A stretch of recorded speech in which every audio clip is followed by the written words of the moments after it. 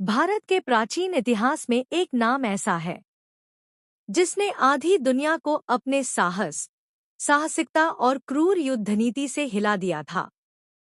वो राजा जिसे हराओ तो असंभव और हर बार वो फिर से जिंदा होकर खड़ा हो जाए, वो था मगध का सम्राट जरासंध। लेकिन क्या आप जानते हैं, जरासंध साधारण मनुष्य नहीं था। उसका जन्म ही एक रहस्य था, एक शाप था या एक वरदान। राजा बृहद्रथ वर्षों से संतानहीन थे। आखिरकार एक ऋषि ने उन्हें एक फल दिया। रानी ने फल खाया और समय आया प्रसव का, लेकिन शिशु दो हिस्सों में जन्मा। महाभयावह दृश्य, दरबार में चीख पुकार। कोई समझ नहीं पा रहा था कि ये क्या हुआ। दो हिस्सों को फेंक दिया गया और तभी प्रकट होती है जरा नाम की राक्षसी। जरा को आदेश मिला था कि वह इस बालक की रक्षा करेगी। उसने दोनों हिस्सों को जोड़ा और करवट लेते ही बालक रो पड़ा। यही से नाम पड़ा जरा प्लस संध, जरासंध। दो हिस्सों को जोड़कर बना योद्धा। युवा जरासंध का प्रशिक्षण, धनुष, गदा, तलवार, हर हथियार में निपुण। एक अकेला योद्धा 100 भीतरों के बराबर। कहते हैं जरासंध का शरीर इतना कठोर था कि उस पर कोई भी अस्त्र शस्त्र असर नहीं करता था। जरासंध ने 86 राजाओं को पराजित किया और 100 बलियों के लिए कैद कर लिया, युद्ध देवता को प्रसन्न करने के लिए। कैदखाना अंधेरा, भयावह। राजा चिल्लाते हैं, हमें छोड़ दो। लेकिन जरासंध का एक ही जवाब, यह बलि नहीं, यह मेरा संकल्प है।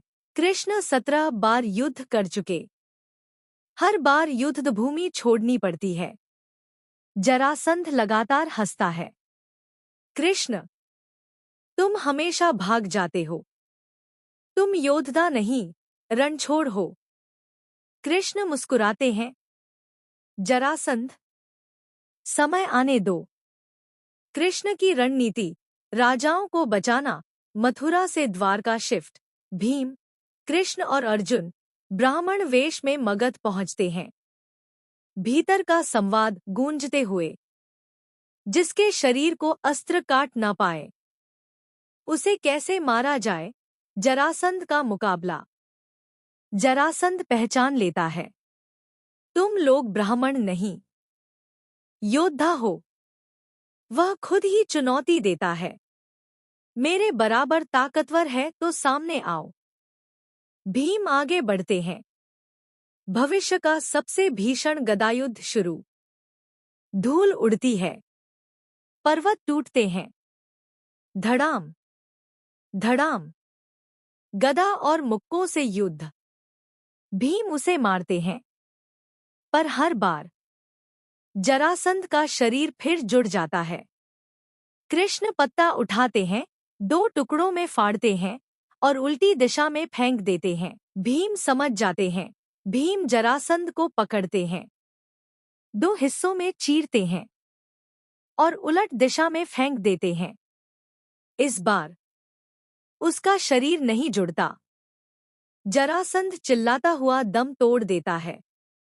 इस प्रकार समाप्त हुआ भारत का अजेय योद्धा, जिसका जन्म ही एक रहस्य था और अंत भी। कैमरा मगध पर ऊपर से घूमता है। राज्य अब मुक्त, 86 राजा आजाद। जरासंध एक महान शासक था, एक शक्तिशाली योद्धा। लेकिन हर शक्ति यदि अहंकार में बदल जाए तो उसका पतन निश्चित है।